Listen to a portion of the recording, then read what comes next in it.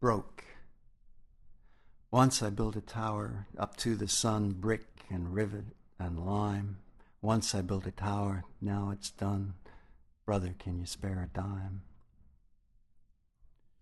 Dad planned the old stone pile from the top down, with a fine view of rolling hills and woods in the distance, the village spire fixed in clouds, and provided me, every day of phlogistic childhood, with nothing but the hedged path to run fast to school and slow home each winter night. Weekends were blue tropical fish by steam train for my aquarium. Once I built a tower to the sun that lit England the same way the bulb lit the fish. After school, kids tunneled under Bluebell Woods till October submerged the cricket field in fog, and houses sprang up like mushrooms over the hills.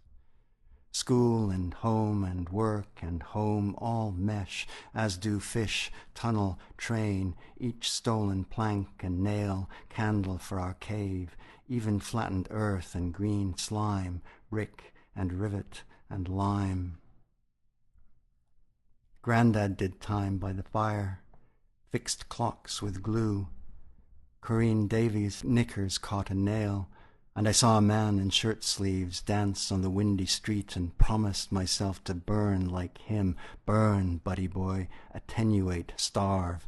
Come, full-blood gutter snipe, desert foal, this day between school and home will flip, and all will pass, and all you set out from.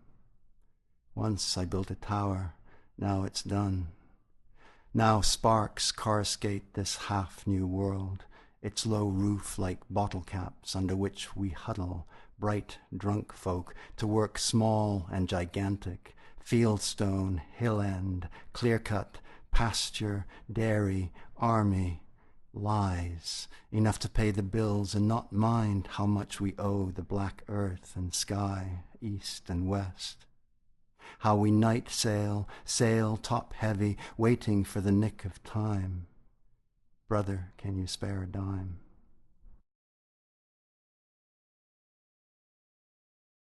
Exposure.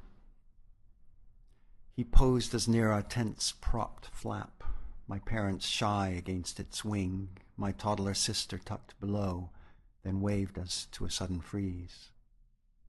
Linda Beards.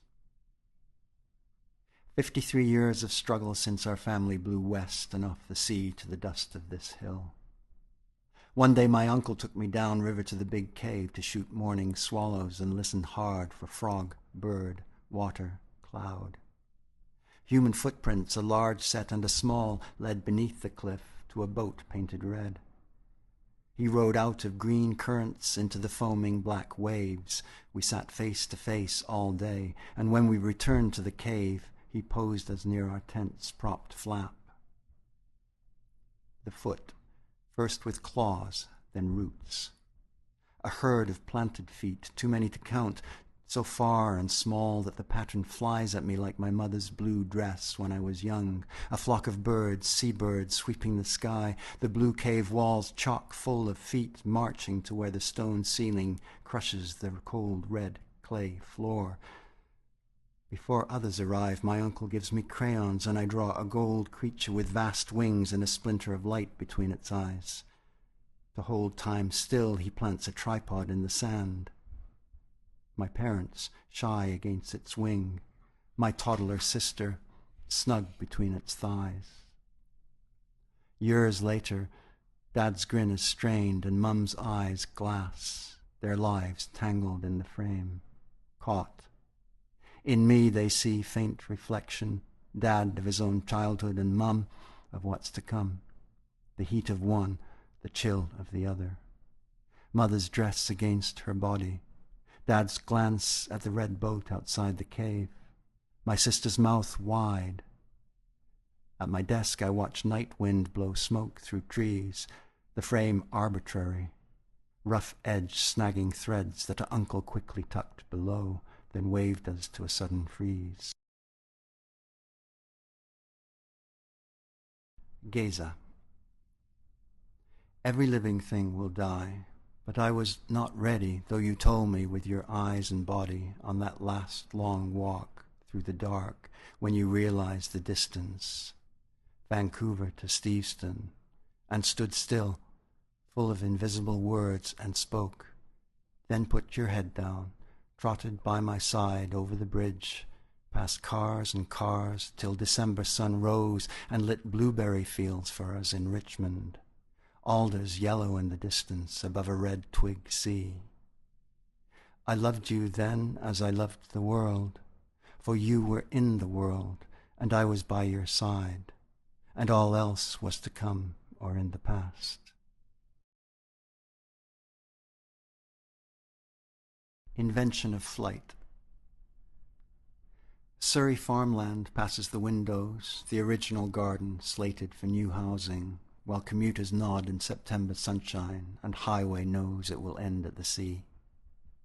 Hawk sleeps on a fence post, web salvers glisten in the stubble. The golf course swallows the stone-built farm, and I've just woken, heart high in the gut, the way we ride this bus through it all, because it yields. At Ladner Exchange, women run dogs on the old trap circuit. Indian summer is full of blessings, honest blessings, a hair's breadth from here. Did I note the source? A man in a red shirt is racing toward golden trees, so I open my pack, unfold blue-lined foolscap, not sure why this view of fields, these lines over and over, while waves crack pebbles south side of the causeway, and a spooked blue heron plays jaw harp. When the well is deep, the rope is long. A fierce day at the mountain retreat. One thing finishes, one thing begins. Energy under unseen beauty. Lightness calls up lightness. Frail bucket, empty. A vital fish beyond the earth. The stars. For Lorraine. Rain clatters on the roof as we sleep talk, phones tucked under each bed, March in both rooms, the month before April, windows open to ghostly air.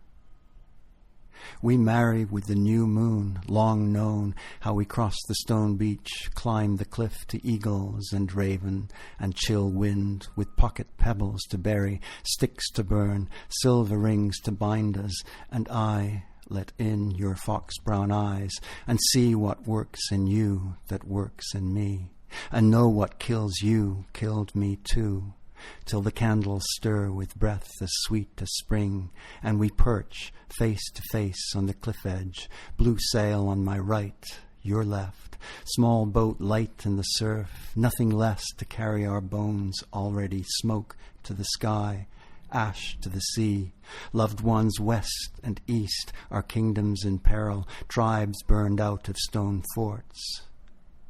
It is useless to choose a direction. Current must find us. At last we swim away from each other to make the storm less jealous. Old stars freeze the water, earthquakes calve an island, and another me adores another you inland.